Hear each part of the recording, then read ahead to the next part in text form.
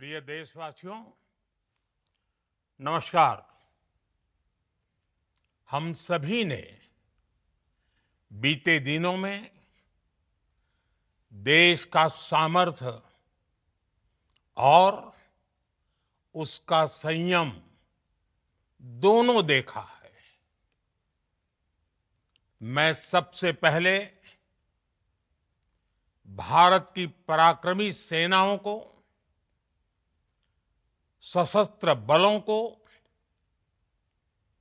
हमारी खुफिया एजेंसियों को, हमारे वैज्ञानिकों को, हर भारतवासी की तरफ से सैल्यूट करता हूं।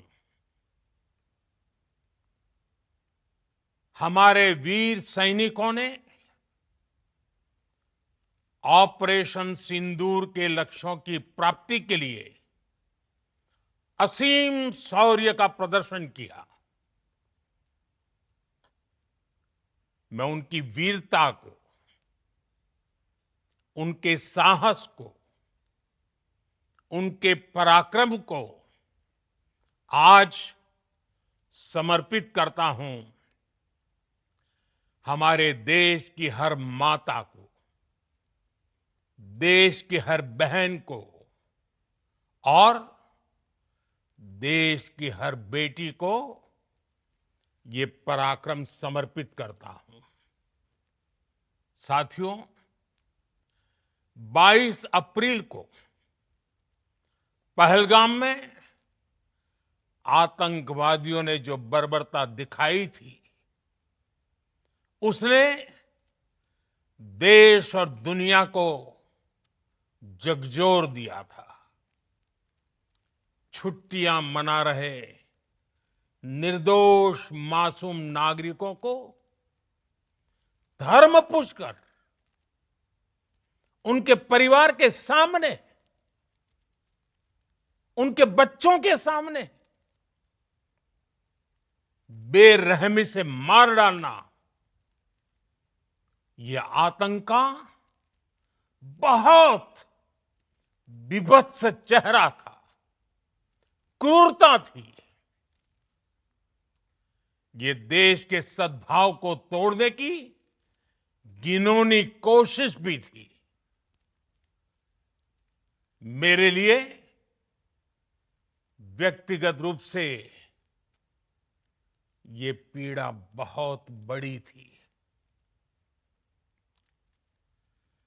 इस आतंकी हमले के बाद सारा राष्ट्र, हर नागरिक, हर समाज, हर वर्ग, हर राजनीतिक दल एक स्वर में आतंक के खिलाफ कड़ी कार्रवाई के लिए उठ खड़ा हुआ। हमने आतंकवादियों को मिट्टी में मिलाने के लिए भारत की सेनाओं को पूरी छूट दे दी और आज हर आतंकी,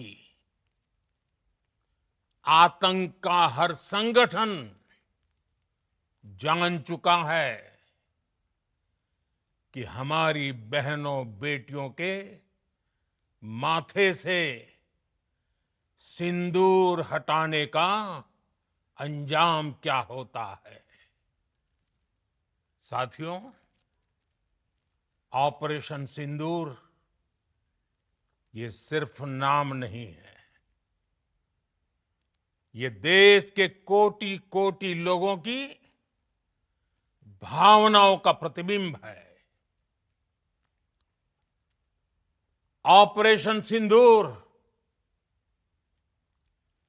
न्याय की अखंड प्रतिज्ञा है।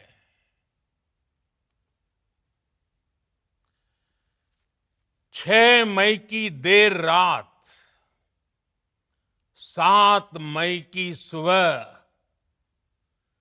पूरी दुनिया ने इस प्रतिज्ञा को परिणाम में बदलते देखा है। भारत की सेनाओं ने पाकिस्तान में आतंक के ठिकानों पर, उनके ट्रेनिंग सेंटर्स पर सटीक प्रहार किया।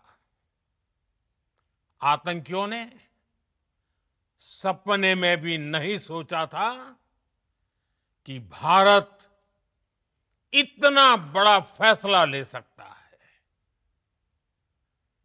लेकिन जब देश एकजुट होता है, नेशन फर्स्ट की भावना से भरा होता है, राष्ट्र सर्वोपरि होता है,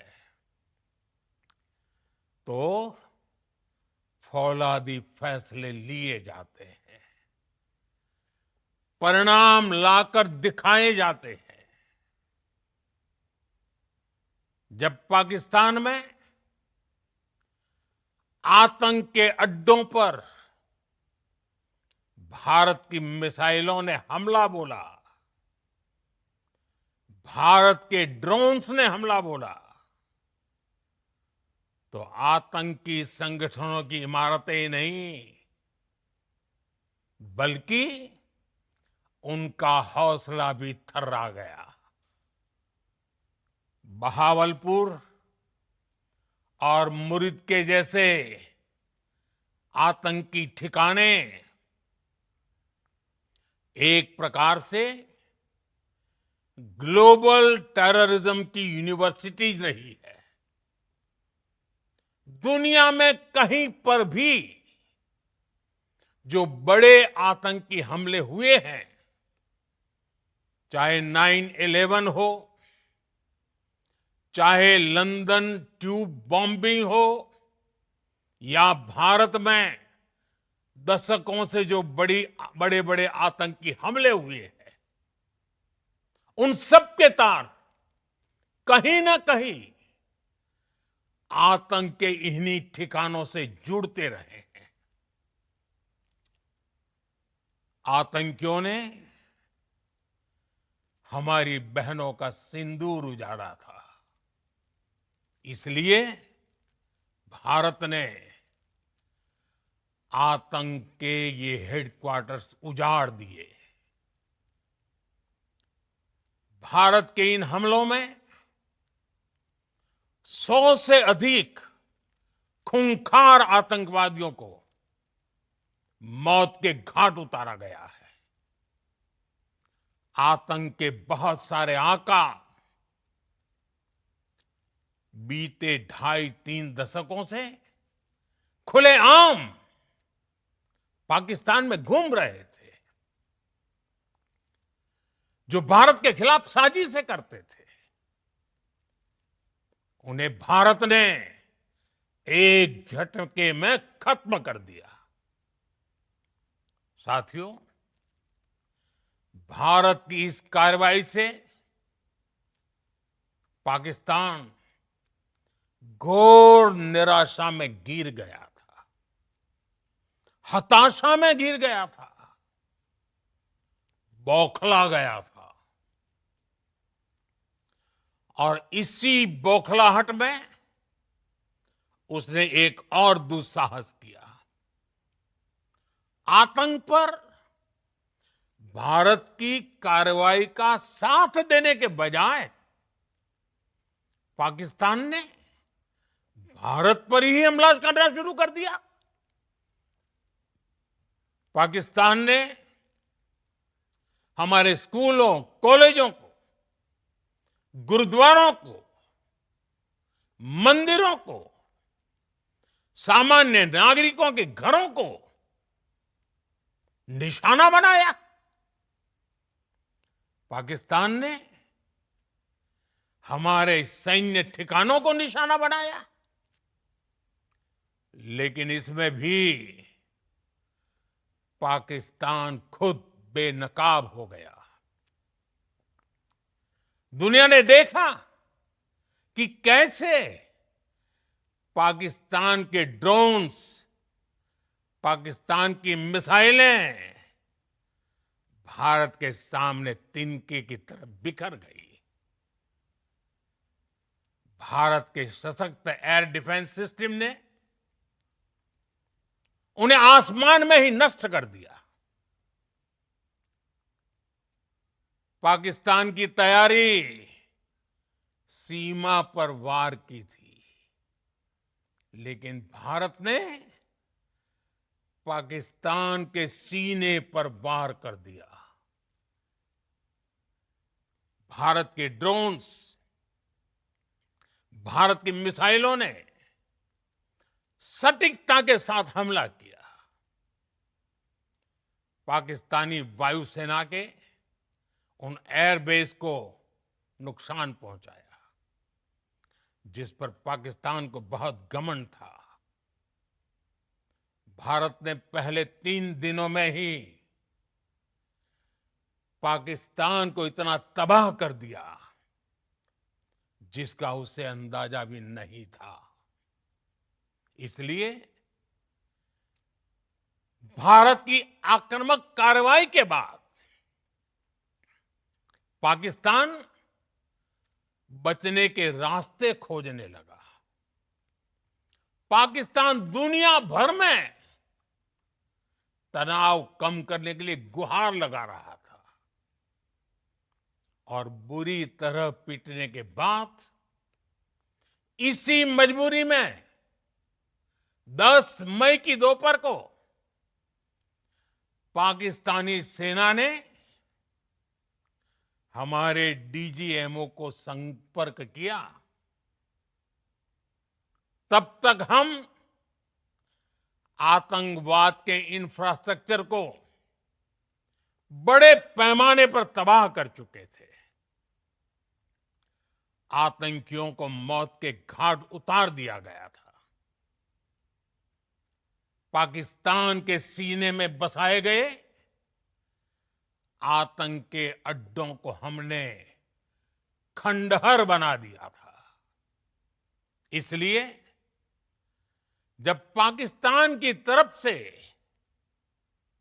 गुहार लगाई गई, पाकिस्तान की तरफ से जब ये कहा गया कि उसकी ओर से आगे कोई आतंकी गतिविधि और सैन्य दुस्साहस नहीं दिखाया जाएगा, तो भारत ने भी उस पर विचार किया।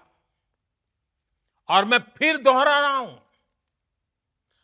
हमने पाकिस्तान के आतंकी और सैन्य ठिकानों पर अपनी जवाबी कार्रवाई को अभी सिर्फ स्थगित किया है। आने वाले दिनों में हम पाकिस्तान के हर कदम को इस कसौटी पर मापेंगे कि वो क्या रवैया अपनाता है। साथियों, भारत की तीनों सेनाएं, हमारी एयरफोर्स, हमारी आर्मी और हमारी नेवी, हमारी border security force BSF, Bharat के अर्धसैनिक बल लगातार अलर्ट पर है। सर्जिकल स्ट्राइक और एयर स्ट्राइक के बाद अब ऑपरेशन सिंदूर आतंक के खिलाफ भारत की नीति है। ऑपरेशन सिंदूर ने आतंक के खिलाफ लड़ाई में एक नई लकीर खींच दी है, एक नया पैमाना, न्यू नॉर्मल तय कर दिया है। पहला, भारत पर आतंकी हमला हुआ तो मुंह तोड़ जवाब दिया जाएगा। हम अपने तरीके से, अपनी शर्तों पर जवाब देकर रहेंगे। हर उस जगह जाकर कठोर कार्रवाई करेंगे जहां से आतंक की जड़ें निकलती हैं। दूसरा, कोई भी न्यूक्लियर ब्लैकमेल भारत नहीं सहेगा। न्यूक्लियर ब्लैकमेल की आड़ में पनप रहे आतंकी ठिकानों पर भारत सटीक और निर्णायक प्रहार करेगा। तीसरा, हम आतंक की सरपरस्त सरकार और आतंक के आकाओं को अलग अलग नहीं देखेंगे। ऑपरेशन सिंदूर के दौरान दुनिया ने पाकिस्तान का वो घिनौना सच फिर देखा है, जब मारे गए आतंकियों को विदाई देने पाकिस्तानी सेना के बड़े बड़े अफसर उमड़ पड़े। स्टेट स्पॉन्सर्ड टेररिज्म का ये बहुत बड़ा सबूत है। हम भारत और अपने नागरिकों को किसी भी खतरे से बचाने के लिए लगातार निर्णायक कदम उठाते रहेंगे। साथियों, युद्ध के मैदान पर हमने हर बार पाकिस्तान को धूल चटाई है और इस बार ऑपरेशन सिंदूर ने नया आयाम जोड़ा है।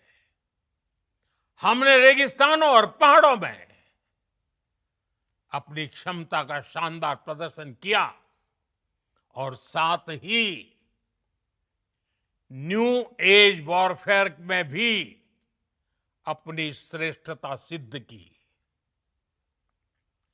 इस ऑपरेशन के दौरान हमारे मेड इन इंडिया हथियारों की प्रामाणिकता सिद्ध हुई। आज दुनिया देख रही है 21वीं सदी के वॉरफेयर में made in India defence equipments, इसका समय आ चुका है। साथियों, हर प्रकार के आतंकवाद के खिलाफ हम सभी का एकजुट रहना, हमारी एकता हमारी सबसे बड़ी शक्ति है। निश्चित तौर पर ये युग युद्ध का नहीं है, लेकिन ये युग आतंकवाद का भी नहीं है। टेररिज्म के खिलाफ जीरो टॉलरेंस, ये एक बेहतर दुनिया की गारंटी है। साथियों, पाकिस्तानी फौज, पाकिस्तान की सरकार जिस तरह आतंकवाद को खाद पानी दे रहे हैं, वो एक दिन पाकिस्तान को ही समाप्त कर देगा। पाकिस्तान को अगर बचना है तो उसे अपने टेरर इंफ्रास्ट्रक्चर का सफाया करना ही होगा। इसके अलावा शांति का कोई रास्ता नहीं है। भारत का मत एकदम स्पष्ट है। टेरर और टॉक एक साथ नहीं हो सकते।